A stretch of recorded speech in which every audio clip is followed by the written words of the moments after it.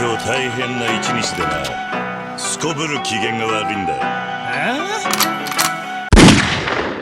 Hello tout le monde, bienvenue sur l'ASP, le podcast qui parle de cinéma asiatique chaque semaine. Et pour notre épisode 69, aujourd'hui on va parler de Run and Kill. Pour ça, je suis toujours en compagnie de Kiko. Salut. Présent. C'est quoi ton affect un peu par rapport au film? Parce que c'est toi qui l'as choisi. Mon affect, Ou du moins, pourquoi tu l'as choisi? Ouais, plutôt pourquoi est-ce que je l'ai pas vu celui-ci? Il faut savoir que c'est un film de catégorie 3, donc c'est-à-dire, pour ceux qui sont au fond de la classe, c'est une catégorisation de film, donc tout simplement interdit aux moins de 18 ans. Donc c'est des films hongkongais? C'est des films hongkongais, interdits aux moins de 18 ans, qui a été mis en place par la motion de censure à Hong Kong. À cette période-là, c'est-à-dire entre les années 80-90, même au-delà 90, parce que celui-ci il est 93. Avant la rétrocession, je crois que c'était en 97, 98, 99, dans ces eaux-là. Hong Kong n'était plus le britannique, est revenu à la Chine. Avant cette période-là, en fait, les réalisateurs hongkongais se sont complètement lâchés pour faire des films pas du tout Politiquement correct? Ouais, pas du tout politiquement correct, comme tu le dis si bien.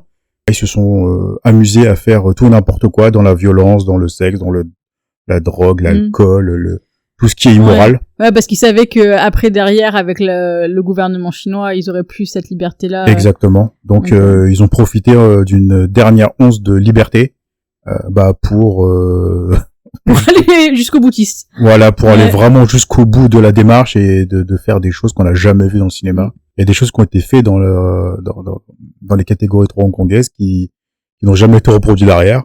Donc pour nous c'est l'occasion de découvrir ces catégorisations-là, parce que moi j'en ai pas vu beaucoup. Moi j'en ai vu qu'un pour le coup. Oui, c'est vrai qu'on a fait Ebola Syndrome pour le podcast. Donc c'était notre épisode 2, si jamais vous voulez aller voir. Ouais, donc c'est vraiment tout au début, puis là, 69, on fait un deuxième catégorie 3. Si je me trompe pas, en catégorie 3, je crois qu'il y avait les John Woo aussi. Ok. Je suis même sûr. Parce je pensais pas qu'il était allé jusque-là parce que, dans la violence. Parce que justement, c'est à cause des John Woo, des Junito, peut-être Ingolam, peut-être à l'époque. À cause de ce genre entre guillemets, de ce genre de réalisateur-là qui était dans l'extrême violence. C'est là qu'en fait, Hong Kong se sont dit, oulala, on va mettre le holà au réalisateur, puis on va mettre des catégories interdites aux moins de 18 ans, parce qu'à l'époque, c'était 12 ans, je crois, maximum. Ouais. Encore, je sais même pas s'il y avait des catégorisations. Ouais, donc au final, un peu tout le monde allait voir n'importe quoi. Ouais, je pense que c'était vraiment genre, vas-y, il y a ça à l'affiche, je vais le voir, et puis c'était, bon, tu vas aller voir ça, vas-y, entre. Mais quand tu tombais sur une catégorie 3 avec tes deux enfants, c'était compliqué, quoi. Ebola Syndrome, effectivement, c'est pas le film familial. Voilà, donc ils se sont dit, bon, on va peut-être, on va peut-être catégoriser quand même, ce qui est pas idiot, mais ce qui a permis, justement, de faire un cinéma d'exploitation hongkongaise, dans l'hyper-violence, même, je dirais. Donc, c'est pour ça que j'ai choisi. C'est un film que j'ai vaguement entendu parler dans certains podcasts. Il y en a même qui le considèrent comme le meilleur de cette catégorie 3. Ok. Moi, j'avais mis Ebola Syndrome aussi, parce que j'avais entendu ça dans un podcast d'horreur, qu'il considérait aussi comme un monument, en fait, du cinéma d'horreur et de l'hyperviolence. Donc, comme je l'avais jamais vu, je me suis dit, allez, pourquoi pas. Bon, c'était un peu mitigé pour nous sur Ebola Syndrome, c'est pas un truc qui nous a touché. On a vu la démarche, on a respecté la démarche, parce que voilà, on savait très bien que tout ce qu'on a dit avant. Dans quel contexte ça a été fait, quoi. Voilà, ils avaient besoin d'extérioriser leur haine et leur amour pour le cinéma aussi, d'une certaine façon. Donc, c'est un film qui m'a pas touché parce que il était pas très fun. Non, je pense qu'il se voulait fun, alors je sais pas si c'était aussi l'époque qui a changé, et donc c'est plus des trucs qu'on a forcément envie de rire aujourd'hui. Mais pour moi, il était pas du tout fun, et c'était vraiment pas très intéressant au niveau de l'histoire non plus. Non, puis il y avait des choses qui m'intéressaient beaucoup moins, comme justement le fait de tuer des vrais animaux. La scène de viol en Afrique, tout ça j'en avais pas besoin, tu vois. À la rigueur, que tu veuilles charcuter du monde, tu veux mettre de l'hémoglobine à tout va, moi je suis allé pour ça à la base. Ouais. Vraiment me dire ça va être du fun et allez, pourquoi pas. Mais j'ai pas pris mon pied, on va dire, sans mauvais jeu de mots. Et je m'attendais vraiment à quelque chose de fun et d'absurde. Ouais, ça allait pas du tout, moi je trouve. Et celui-ci, j'ai l'impression que il va au bout de la démarche. Ok. J'ose espérer, c'est ce que moi je cherche en fait. Je veux voir quelque chose qui va au bout de sa démarche, un peu comme John Woo l'a fait avec des The Killer, avec des films à l'époque où c'était vraiment jusqu'au boutiste, et c'est ça que j'adore en fait dans ce genre de cinéma-là. Et voilà, moi je veux pas que ça prenne de pincettes, dans la limite du raisonnable quand même si ça reste dans les années 80-90 et qu'il y a des choses à l'époque qu'on pouvait se permettre de montrer. Ok, mais après, aujourd'hui en 2025, il y a des choses que... Ouais. Après, c'est normal que notre regard change et que on bien sûr, voit plus les choses de mais la même manière, pour donc, l'époque, je suis pas sûr qu'il y ait des choses que j'aurais acceptées, tu vois. Ou... Ouais, c'est ça. Mais après, le problème aussi, moi, je trouve de l'époque, c'est qu'il y avait des choses qui étaient montrées, mais qui étaient toujours ramenées d'une manière soit justement drôle, soit romantisée, des choses comme ça.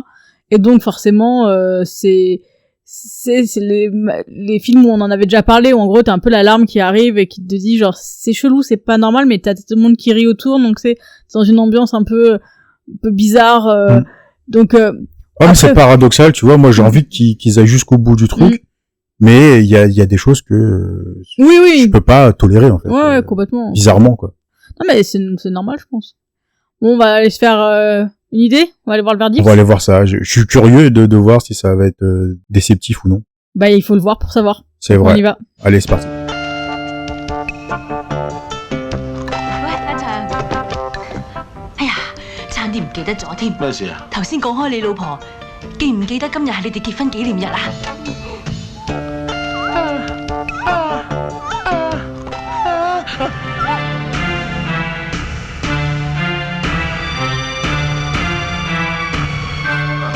我老婆就係咁啦，佢同街邊嘅士多仔啊咁樣啊。Et nous voilà de retour après avoir vu Run and Kill, un film réalisé par Billy Tang et sorti en 1993, de catégorie thriller crime et d'une durée d'1h31.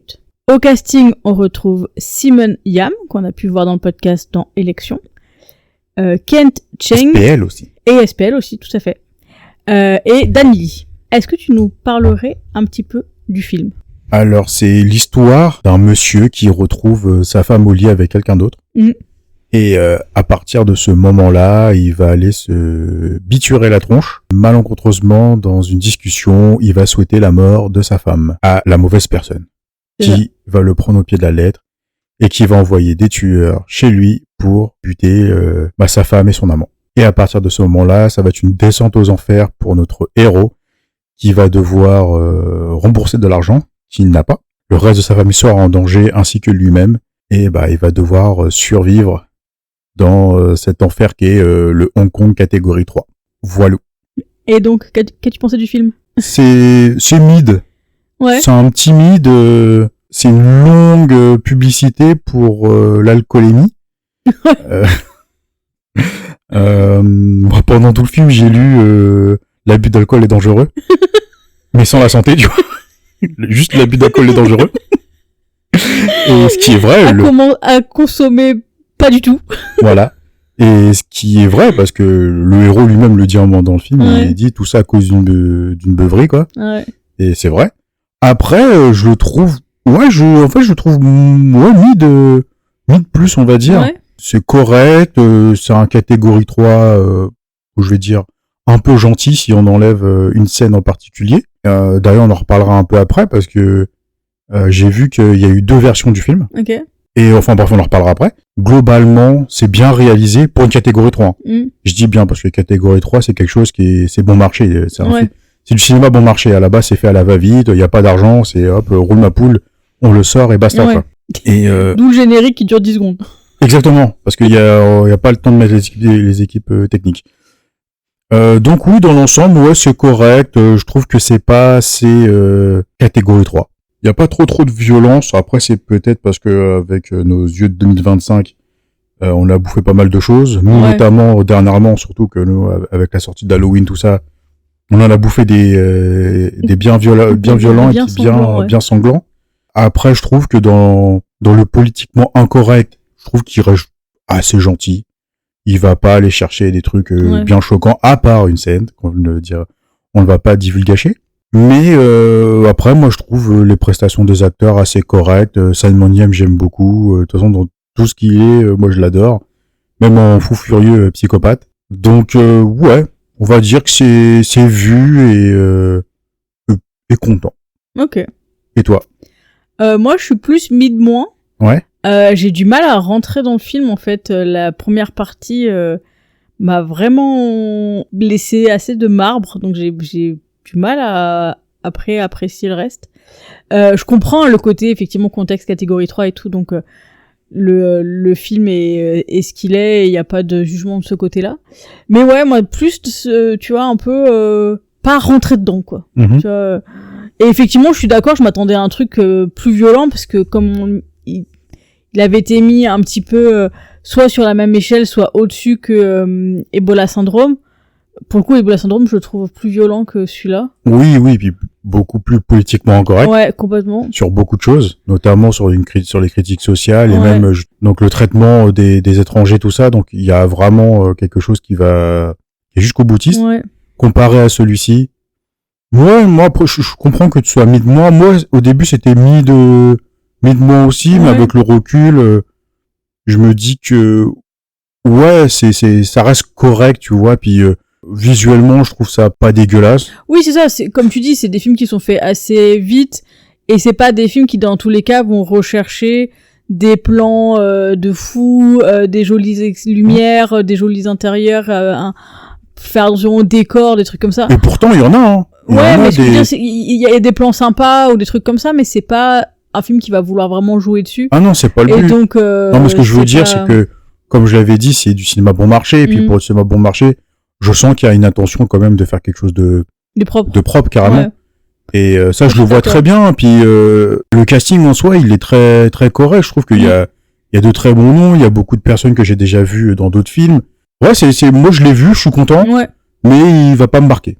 Ouais, pareil. Franchement, je te dis, moi, j'ai eu du mal vraiment à rentrer dedans parce que il y a aussi ce côté un petit peu jusqu'au boutiste qui fait que moi, dans l'histoire et dans la narration, des choses comme ça, pour moi, il y a tellement de trous, en fait, que j'ai du mal après à, Ouais, je comprends, mais tu moi vois, c'est à avoir envie de savoir ce qui va se passer, même justement si c'est absurde ou des trucs comme ça. bah moi je voyais pas ça vraiment comme des trous, mais j'ai l'impression qu'en final le récit en fait changeait de point de vue à chaque fois. Ouais. Et t'as l'impression qu'il y a plusieurs films en un. Oui, oui. Et parce que le pitch de base, donc que je l'ai raconté précédemment, bah en fait c'est vraiment la première demi-heure, peut-être premier quart d'heure, 3/4 d'heure. Mais ensuite on va partir avec d'autres personnages et ça va se transformer en film de vengeance et de film avec un psychopathe bah, qui va vouloir se venger parce qu'il a perdu son frère à cause de notre héros. Et en fait on oublie carrément le but du film qui doit rembourser son créancier parce qu'il a malencontreusement voulu la mort de sa femme et en fait il a donné un acompte mais il a pas donné le reste. C'est ça. Et en fait ce but-là tu l'oublies presque la moitié du film pour passer sur un film de vengeance Ouais. ou de tuerie avec Simon Yam qui est complètement timbré, c'est un gros psychopathe qui va Ouais, donc c'est un vétéran de la guerre du Vietnam et Ouais. donc on sent qu'il a un stress post-traumatique un petit peu il violent. aurait dû se faire soigner. Ouais. Mais ouais, tu vois, même aussi dans les personnages secondaires, il y a effectivement le groupe à qui il a emprunté il a commandité sans le faire exprès le meurtre de sa femme et donc il doit payer pour ce meurtre prémédité. Et de l'autre côté, il y a le groupe de rebelles de Simon Yam qui, pareil, a plein de groupes. Et donc, à des moments, tout se mélange. Moi, je voyais plus du tout qui était dans quel groupe. Oui, Et, et puis c'est surtout que c'est des raccourcis scénaristiques pour Ouais, dire complètement. que bah le héros est tellement dans la merde qu'en fait il faut qu'il ait de l'aide. Et l'aide en fait elle tombe comme ça de but en blanc dans un appartement qu'on n'a jamais entendu parler, avec des squatteurs qu'on n'a jamais entendu parler. Et c'est juste bah en fait t'as besoin d'aide, on va t'aider. Et c'est ça. Donc c'est un peu ça arrive un peu comme un cheveu sur la soupe. Après je m'en tape, tu vois, parce que techniquement moi ce que j'attendais dans le film c'était entre guillemets la scène choquante. Ouais. Et pour le coup elle arrive à lier. Et moi, j'ai lu par la suite que il y a eu 2 versions du film. Ok. Il y a eu cette version que l'on a vue qui est catégorisée 3. Et en fait, ils ont sorti une autre version pour qu'il y ait plus de public qui aille le voir au cinéma. Donc c'est une catégorie 2B de ce que j'ai lu. Ok. Et ils ont enlevé cette scène-là. La scène, Ok. la fameuse scène qui est choquante. Ils l'ont remplacé par une autre? Non, ils l'ont supprimé tout Ok. simplement. C'est juste pour qu'ils soient un peu plus friendly. Ok. Quoi. Moi, je me demande, est-ce que sans cette scène-là, est-ce que le film perd en puissance? Bah, on va dire que le fait que le personnage après principal pète un câble à la fin, ça joue, mais C'est ce que j'allais dire, parce que pour moi, la descente aux enfers du héros vient à partir de ce moment-là. ouais. J'aurais dit avant quand même. Mais... Oui, mais c'est une semi-descente, tu vois. Ouais. Mais le moment Oui. où lui il va complètement vriller, Ouais. où C'est il long. va complètement rentrer en mode survie, bah, Oui. c'est à partir de ce moment-là. Et c'est là où effectivement il va plus se laisser, il va plus subir Exactement. la situation et qu'il va essayer Mm. lui de se rebeller. Donc pour moi, la scène, elle est indispensable pour le film et pour l'intérêt de la catégorie 3, mais aussi pour justifier la descente aux enfers et la transformation du héros. Ouais, je suis d'accord. Et de l'enlever, en fait, tu perds complètement tout l'intérêt du projet, en fait. Ouais, parce que en plus il y a, je pense l'intérêt un petit peu du film, moi c'est l'élément que je trouve qui est le plus intéressant, c'est effectivement la folie de Simon Yam, et donc en fait comme elle arrive un peu de but en blanc, d'avoir l'autre qui est par contre complètement justifié et fait un peu un contrebalancier en fait. Ça montre aussi différentes sortes de folie et comment aussi elles se répondent quoi. Oui, très clairement. Ouais, je sais pas si t'as autre chose à Bah, rajouter. moi, c'est vrai que, comme je disais, c'est un film qui m'a pas marqué vraiment et je suis quand même restée assez en dehors sur beaucoup de choses. Et j'ai vraiment eu du mal à rentrer, en fait. Je pense que la première partie aussi, qui je trouve, qui est assez longue, même le côté, je trouve, de la façon dont comment c'est mis en place cette scène de beuverie et cette scène de je vais commanditer malencontreusement le meurtre de ma femme, il y a vraiment ce côté où c'est presque trop tiré par les cheveux, quoi. Bien sûr, puis... Ouais, je veux dire, ils auraient été tous les deux au bar en train de se beurrer la gueule ensemble et que lui soit beaucoup plus bourré que l'autre et que dans la conversation il parle et tout. Là, c'est vraiment genre il y a une meuf qui ramène un tueur à gages et qui dit t'inquiète pas, je peux t'aider, et lui il dit en gros je veux qu'elle meure, et hop pouf, ça y est, c'est vas-y, je prends ton argent. Et Mais je suis entièrement d'accord avec toi parce qu'on n'y croit pas à cette scène-là. pas du tout. Surtout qu'en plus il est à moitié dans le caniveau en train de gerber puis C'est ça. de rendre son âme. Et t'as les deux qui viennent en disant qu'est-ce que tu veux quoi finalement? Oui bah ma femme machin, vas-y bute-la. T'es sûr hein? Ouais bute-la. Alors à quel moment quelqu'un qui n'est pas alcoolisé va prendre au sérieux le souhait ou même C'est ça. juste de prendre en compte son souhait alors qu'il est complètement mais défracté. C'est ça. Parce que limite dans la conversation, tu vois, parce qu'il y a aussi la colère, la frustration, parce qu'on sent que c'est un personnage qui est extrêmement introverti, qui va subir complètement son entourage, qui effectivement il chope sa femme en train de le tromper et c'est limite genre habillez-vous, les voisins ils vont vous voir. Donc on sent qu'il y a vraiment aussi très peu de confiance en soi et d'estime de soi, et donc voilà, c'est vraiment le personnage qui subit. Mais quelque part cette scène je l'ai bien aimée, tu vois. Ouais, mais complètement. Et je trouve qu'elle apportait justement dans la Une caractéristique. profondeur déjà sur Ouais. le personnage du héros. Et cette naïveté en plus, tu vois. Mais le truc c'est que voilà, ils auraient été là où tu vois le personnage qui commence à s'énerver, à vraiment monter dans les tours, à faire sortir ses années de frustration et que l'autre, en fait il dit ok, il le prend au pied de la lettre. Mais là c'est vraiment, en plus tu vois, il regarde son portefeuille, il dit bon t'as pas assez, je reviens bientôt pour les 100 000 suivants quoi.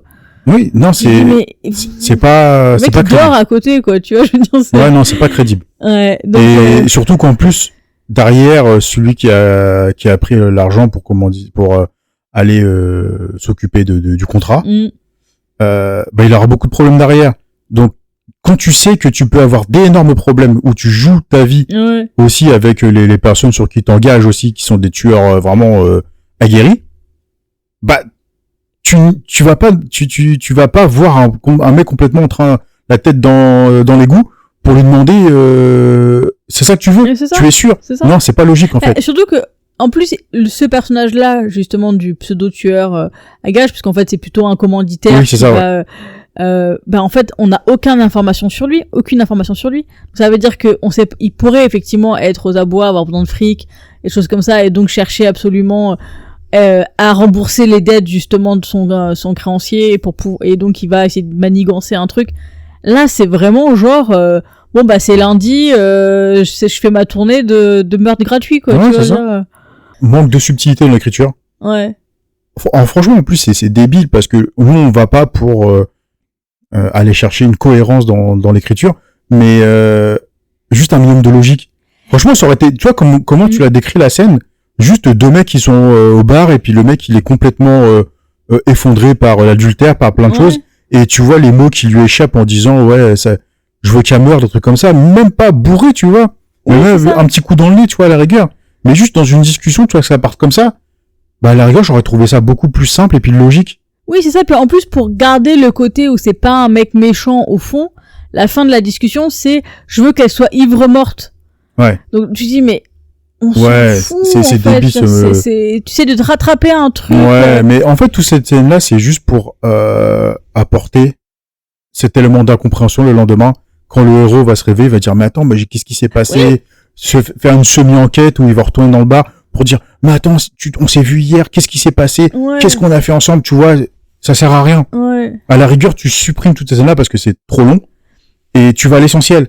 Ouais, Il rentre chez lui, il les voit morts, il fait oh putain, j'ai fait de la merde. Peut-être qu'il avait dit ça, tu vois, par haine et par oui, sur le coup de la colère. par désespoir. Mm.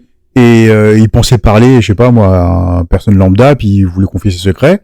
Et finalement, bah c'est tombé dans la mauvaise oreille. Et puis lui, il y va, il bute, et puis il va se rendre compte que bah il est rentré dans une mauvaise spirale. Et vas-y, roule après ton film. T'es pas obligé de faire une semi-enquête où il se réveille, il a oublié ce qui s'est passé la veille parce qu'il était complètement bourré, tout ça. Et non, c'est trop. Et puis surtout que comme c'est pas une scène clé, dans le sens c'est une scène qui va apporter de l'information et qui va justement déclencher quelque chose, mais c'est pas une scène qui va faire renverser l'histoire après derrière. Donc elle a pas besoin d'être ultra originale en fait. Je veux Pas dire, du tout.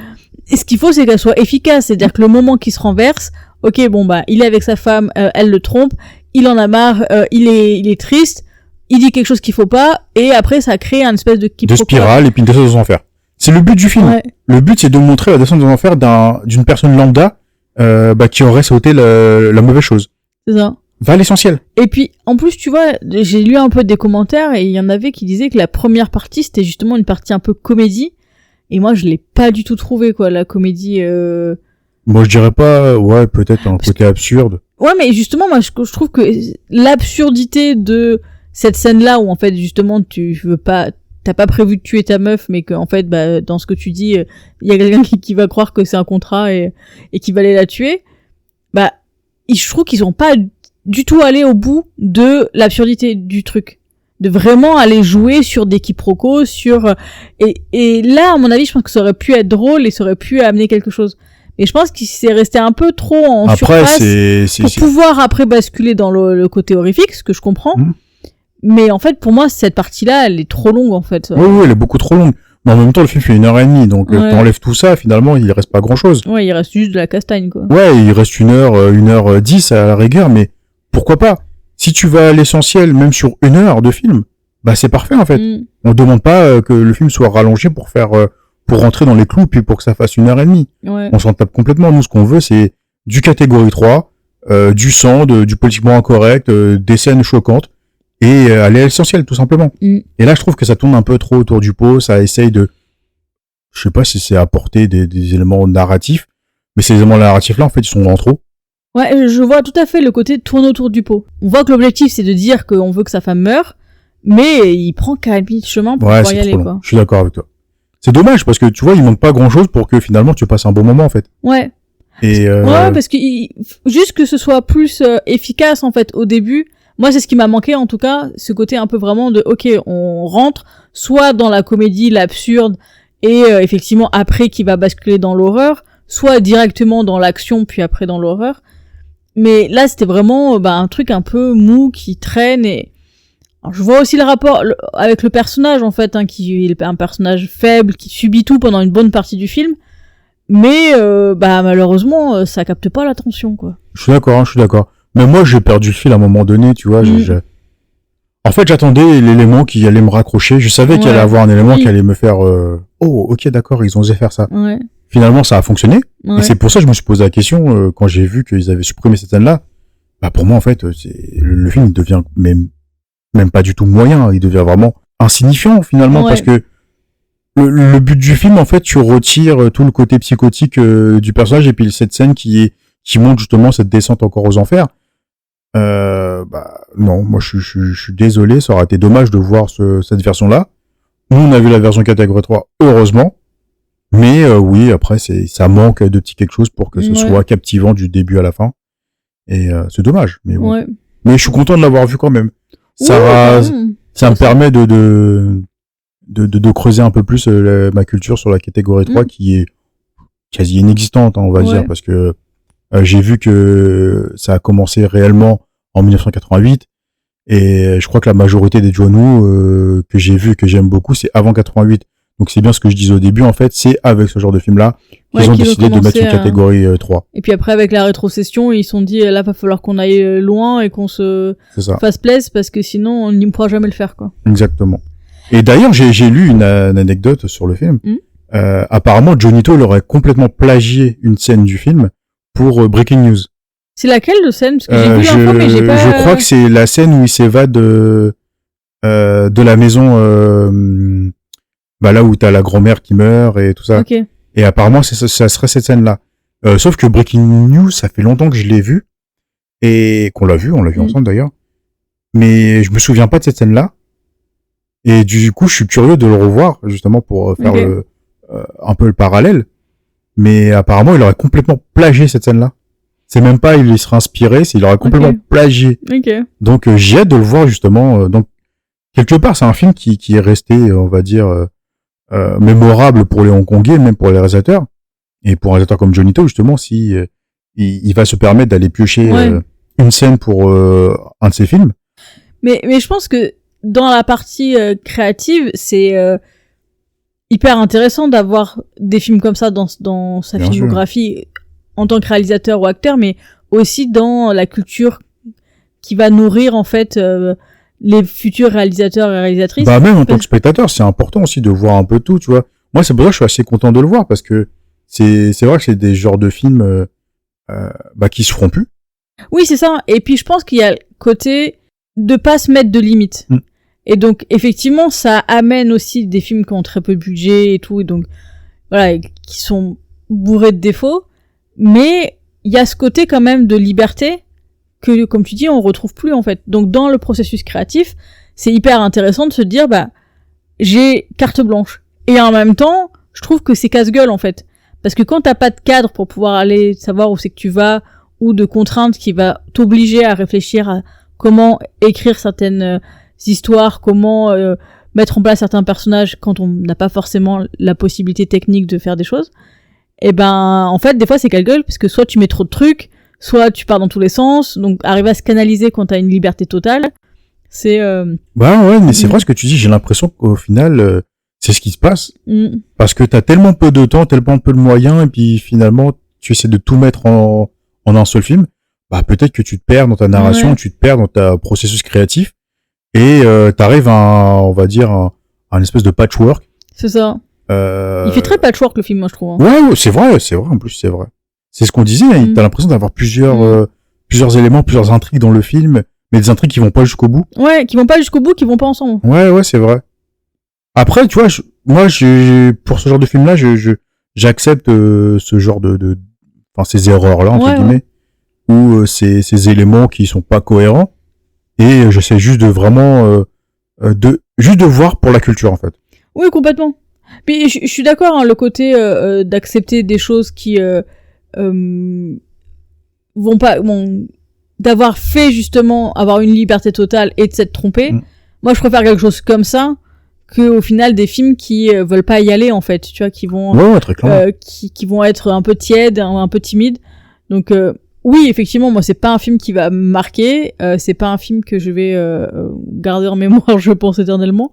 Mais je suis contente de l'avoir vu parce que voilà, comme ça fait partie de la culture hongkongaise aussi, quoi. Non, puis même juste la scène qu'on ne dira pas. Mm. Celle-là, elle va me rester, tu vois, pour le coup. Ouais. Elle va me marquer, puis ça sera même culturellement, en fait, de pouvoir la ressortir dans une discussion en disant oui, bah tiens, est-ce qu'on a déjà vu ce genre de scène Mm. Je vais pas le dire encore parce que j'ai pas envie. Franchement, je vais laisser la surprise. Ceux qui veulent aller le voir, franchement, c'est quelque chose qu'on voit pas souvent Ouais.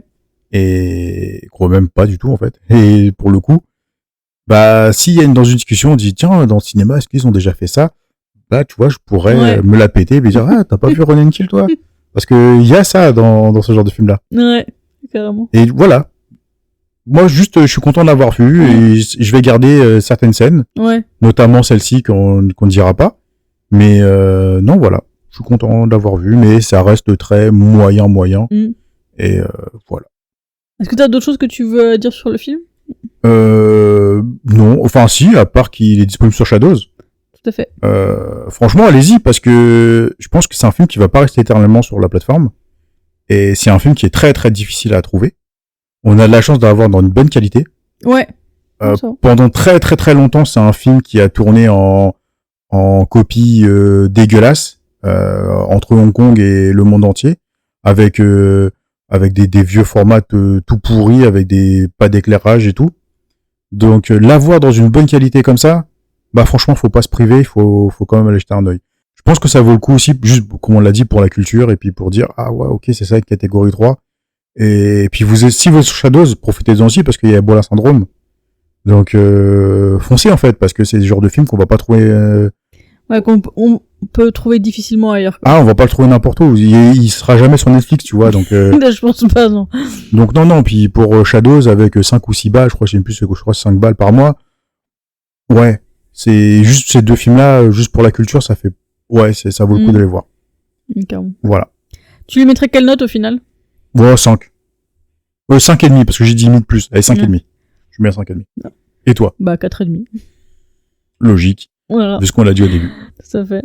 Mais intéressant à voir quand même. Intéressant. Moi, je suis content. Je suis très content de l'avoir vu. Après, bon, les défauts qu'on relève, bon, bah, ça reste une catégorie 3 bien fauchée. Mais ça reste quand même des contraintes qui gâchent un peu le visionnage à certains moments. Donc voilà, il faut pas trop être exigeant non plus envers ce genre de film-là. Mais bon, comme nous, quand même, on se plante devant 1h30 devant un film, on attend d'être diverti, on va dire, un minimum. Et il y a des moments où c'est un peu long et un peu ennuyeux et un peu trop tiré pour combler les 1h30. Donc c'est ça qui est dommage. Mais allez jeter un œil. Pour vraiment aller jeter un œil. Ça vaut le coup. Est-ce que t'as une scène préf? Bah, la scène qu'on peut pas dire. Pareil. Parce que Parce que, bah, comme tu disais, elle est indispensable, en fait. Ouais, elle est indispensable. Et puis surtout que, c'est con à dire, mais ça m'a presque fait réévaluer le film. À partir de ce moment-là. Je suis d'accord. Qu'il soit allé jusqu'au bout, quoi. Ouais, voilà, ouais. Et là, je me suis dit, ah, voilà. Et même, c'est ce que je disais tout à l'heure, c'est la scène que j'attendais. Je me suis dit, une catégorie 3, tu peux pas finir un film sans avoir une scène marquante. Ouais. Et pendant 1 heure, je me suis dit, ah, la scène marquante, elle est où? On l'a pas encore eue, tu vois. Et je me suis dit, elle va peut-être arriver, tu vois. Et pour le coup, elle est arrivée, et bah, j'ai pas été déçu. C'est ce qui m'a fait réévaluer le film à un moment donné. Ouais, bah, pareil, hein. Je plus vois ce que tu dis. C'est une scène qui va renverser la façon dont on voit le film. C'est la bascule de la bascule, en fait. C'est ça, c'est exactement. Exactement. On passe aux recommandations? Ouais. Alors, moi, je vais recommander de la musique. On n'est pas du tout sur le même registre, hein, donc je change complètement, parce que je partage ce que j'écoute en ce moment. C'est Sampa the Great, c'est une rappeuse zambienne, et c'est très bien, j'adore ce qu'elle fait. Il y a beaucoup de mélange entre de la musique africaine et du rap, et c'est donc plein de mélanges de cultures et de musiques différentes. Elle a une très belle voix, assez grave, un peu rocailleuse. Ouais, j'adore ce qu'elle fait, c'est un bon beat aussi qui met bien la patate. Donc bah je me mets ça régulièrement. J'ai découvert ça, mais alors complètement par hasard. Je crois que c'était sur une story où quelqu'un partageait la musique d'un autre truc et il y avait ça dedans. Donc il y avait plein de choses différentes et je suis tombée ça, je fais ah tiens ça me plaît bien et j'ai récupéré le nom je ne sais pas comment. Et j'ai écouté comme ça, et je l'ai mis dans Spotify, et franchement, trop bien. Elle a fait 1 ou 2 albums, je crois. Il y a une mixtape aussi, et ouais, franchement, bonne rappeuse. Comment elle s'appelle? Sampa the Great. Je connais pas du tout. J'ai découvert ça, mais tellement par hasard. Et non, franchement, c'est un bon truc. D'accord. Très bien. Bon, moi, j'ai noté parce que je connaissais pas du tout. Ouais, je te ferai écouter ça. Ça marche. Et toi? Bah moi c'est pareil, j'ai rien en lien avec ça à part la vie. La vie. Bah en fait, franchement, vu le monde actuel, ouais. On n'est pas loin, hein. On n'est pas loin d'une catégorie 3. On est même limite Run and Kill, c'est soft quoi, tu vois. Ouais. Et c'est en dessous de la réalité, hein. Ouais, donc voilà, ma recommandation c'est la vie en fait. Voilà, vivez notre vie et vous allez comprendre ce que c'est qu'une vraie catégorie 3 Ouais. IRL. Mais en fait, mais sérieusement, tu te rends compte, en fait, c'est les bisounours, Run and Kill par rapport Mais à bien la sûr. vraie vie, quoi. Mais bien sûr.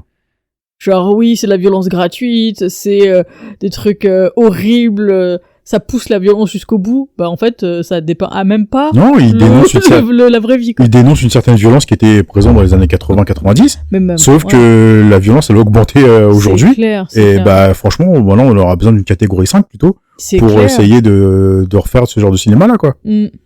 Enfin bref, mais c'était pas ça ma recommandation. Donc bon, la vie si vous voulez. Mais sinon à part ça, c'est pareil en fait, j'ai rien en rapport avec Run and Kill, mais une découverte que j'ai fait là récemment. Ceux qui me suivent savent très bien à quel point je suis fan de manga. J'allais dire fan de manga animé à un certain temps dans ma vie, beaucoup moins aujourd'hui. Mais je suis revenu à l'animé très très très récemment. Et j'ai rattrapé quelque chose, un grand classique, que je suis passé complètement à côté parce que c'est un univers qui ne m'intéressait pas énormément. Et bah si je parle de Evangelion. Et j'ai découvert ça, vraiment, hein, parce que dans ma bibliothèque, j'ai quasiment l'intégrale en manga que je n'ai jamais lu. Je crois que j'ai les 9 ou 10 premiers. Ouais, c'est en combien de volumes, ça, c'est? Je sais plus, une douzaine peut-être. Ouais, 15. ouais, donc t'as 15. quasiment l'intégralité. J'ai quasiment quoi. l'intégrale, je pense. Mais ça fait très longtemps que je l'ai. Ouais, Je l'ai jamais lu. je connais ça. Par le passé, j'ai dû voir peut-être le premier épisode de la première série qui est sortie en 90, début 2000, je crois, je sais pas exactement. Et c'est un univers avec les mechas, tout ça. J'ai jamais été très fan, tu vois. Et je me suis dit, ouais, bof, vas-y, moi j'étais dans l'époque shonen, tu sais. Puis il y a Naruto qui venait d'arriver, donc forcément, bah on va aller voir du ninjutsu et puis des katon à tout va. Et bah j'ai laissé passer le truc et récemment j'ai écouté sur un podcast très connu, hein, Shitlist ou Picklist pour ceux qui suivent le podcast cinéma. Et j'arrête pas d'entendre parler les chroniqueurs du podcast, notamment Vesper, qui arrêtent pas de parler d'Evangelion, comme quoi les Evangelion Zouz, tout ça. Et à chaque fois, le fait d'en parler, je me suis dit, putain, je vais peut-être devoir rattraper un de ces quatre. Et là, il y a quelques jours, je me suis retrouvé devant Amazon Prime à essayer de trouver quelque chose à regarder. Et puis, comme le catalogue est tout naze niveau film, ou alors c'est des films que j'ai déjà vus, bah je vais dans la section animée, puis je vois Evangelion, les 4 films, les 4 longs métrages qui regroupent vraiment toute l'intégrale de la première série. Et puis après, je crois que apparemment, je comprends, à partir du 3, ça change un peu de direction. Moi, j'ai vu que les 2 premiers, et bah c'est une tuerie. Voilà. J'ai bouffé les 2 films, et franchement, c'est une tuerie. Et je m'attendais pas du tout à ça, et là, j'ai vraiment mis les 2 pieds dans l'univers, et maintenant, moi, je suis curieux de voir ce que ça va donner les deux autres longs métrages. Et je pense même qu'un de ces 4, pour la culture, encore une fois, comme Run and Kill, je vais rattraper la série, et je sais qu'après la série, il y a un film qui conclut l'univers. Je vais aller tout voir, même si je vais avoir des répétitions, notamment avec le début, tout ça, mais je vais aller voir juste pour la culture, parce que vraiment, c'est excellent. On va faire. Ouais, c'est vrai que j'en ai toujours entendu parler. C'est un des premiers mangas qui a popé dans ma jeunesse, donc après les Dragon Ball, les trucs comme ça. Mais c'est un truc, j'en ai quasiment tout le temps entendu parler. Et c'est vrai que je crois que ce que je dis, j'en avais dû en lire un au CDI, au collège ou un truc comme ça. Mais c'était un tome n'importe où, c'était pas le début, quoi. Donc c'est pas un truc où, tu sais, ça m'a accroché vu que t'es en plein milieu de l'histoire et que tu comprends rien. Mais ouais, il y a un côté un peu fascinant, tu vois, dans le design. Et j'avais toujours été intriguée par ça. Mais je crois que j'ai jamais vraiment après creusé, quoi. Je sais pas si ça te le fait des fois d'avoir un truc tu sais, qui reste un peu comme ça en chant de sirène au fond. Mais en fait, ça te capte, ça reste dans ta tête, mais ça te capte pas assez pour que tu fasses la démarche de en fait, t'as peur de mettre le pied dedans, t'as peur d'être déçu, t'as peur justement que les attentes qu'on t'a vendues bah que toi ça te marche pas sur toi. Ouais. Et je pense que les trucs comme ça comme Evangelion, même d'autres, il y en a même encore que j'ai pas rattrapé. Mais moi en fait j'aime pas la hype autour des choses en général, tu vois, quand on survend quelque chose. Puis même survendre ça veut rien dire, tu vois, c'est comme surcoté, sous-coté, machin. C'est des termes qui veulent rien dire pour moi. Mais en fait plus j'en entends parler et Moi t'as envie d'y aller quoi. moi j'ai envie d'y aller. Ouais, Sauf que là en fait Evangelion c'est quelque chose d'assez vieux, qui était très populaire, mais qui est resté longtemps sous silence radio. Ouais. Et le fait d'en entendre parler récemment par une personne dans un podcast qui répète à chaque fois, je me suis dit ah tu vois c'est pas comme plusieurs personnes qui vont rabâcher quelque chose. Ouais. C'était une personne et je me suis dit pourquoi pas lui donner sa chance. Ouais, carrément. Et c'est là que je me suis dit allez c'est l'occasion et puis bah ça a fonctionné. Mais très clairement. C'est clair. Parce que c'est vrai que moi je pense qu'à l'époque j'étais peut-être pas encore dans ce truc de tu vois fuir un peu quand il y a trop de hype, surtout trop vite, ou du moins d'attendre que les choses soient terminées pour voir aussi comment ça évolue, parce que des fois il y a une hype pour une première saison ou pour un premier truc. Ouais. Puis après la qualité baisse aussi très vite. Mais ouais, je sais pas, c'est un truc, je te dis, qui a toujours suivi un peu parce que j'en ai entendu parler. Je pense que j'ai pas aussi connu de personnes qui connaissaient et aimaient et qui me l'auraient vendu justement en me disant... ouais, c'est vrai que j'ai pas connu beaucoup de monde j'en ai aussi. entendu parler, mais quand même d'assez loin. Donc ouais, non, c'est un truc... Par contre, j'ai toujours trouvé les dessins super intéressants, quoi. Ouais, bah, franchement, je te conseille de rattraper aussi parce que pour le coup... Non, j'ai vraiment adoré. Mais pour le coup, là, pour les deux premiers, c'est vraiment... J'ai limite pris une claque, en fait. Ouais. Je me dis, putain, comment j'ai pu passer à côté de ça? Et bah, je suis content d'avoir rattrapé aujourd'hui. Et puis, bah, je vous le conseille aussi. J'ai pas vu les 4 films, mais j'ai vu les 2 premiers. Et je parle des 4 derniers films entre 2005 et 2018, un truc comme ça. Parce que c'est assez compliqué, la chronologie du truc. C'est une première série, machin, c'est très compliqué. Moi, je vous invite vraiment à l'écouter. Si vous avez à retomber sur les épisodes de Picklist, ou je sais plus si c'est sur Shitlist ou Picklist. Mais du coup, quand Vesper elle en parle, elle vend très très bien. Et c'est moi à ce moment-là, je l'ai gravé en tête, je me suis dit, ok, c'est sur ma liste et je l'ai rattrapé un de ces 4. Et là, j'ai eu l'occasion et puis franchement, je le regrette pas. Super. Est-ce qu'on pioche ce qu'on va voir la semaine prochaine? Ouais. Alors, on fait le décompte? C'est parti. 3, 2, 1. Et c'est Devils. Ok. Devils, je crois que c'est sur Shadows encore. Ouais. Ça, j'avais mis ça un peu au pif. Parce que, bah, fallait rajouter des trucs dans la liste. Ouais. Et surtout que c'est coréen en plus. Ouais, Et en Corée, on manque de films. Ouais, donc effectivement, je pense qu'on a comblé un peu avec tout n'importe quoi. Avec ce qui restait. Ouais, je pense qu'on a fait une session à un moment, on allait chercher les tréfonds des plateformes. Ouais. Ouais, moi j'ai mis ça parce que la fiche était sympa, que ça avait l'air cool. Et ouais, je suis en train de regarder, c'est une exclue Shadows. Ok. Donc bah on peut le trouver que sur Shadows, évidemment. Donc ouais, film coréen, et d'après ce que je suis en train de lire, c'est un genre de volte-face. Ça me va bien, ça. Ouais, c'est un tueur et un flic. Et un flic qui change de peau. Je sais pas si c'est comme dans volte-face où c'est le visage qui change et tout ça. Ou alors c'est vraiment juste... C'est vrai que volte-face, c'était vraiment juste le visage, quoi. Ah ouais, on découpe le visage, on colle sur l'autre et c'est bon, quoi.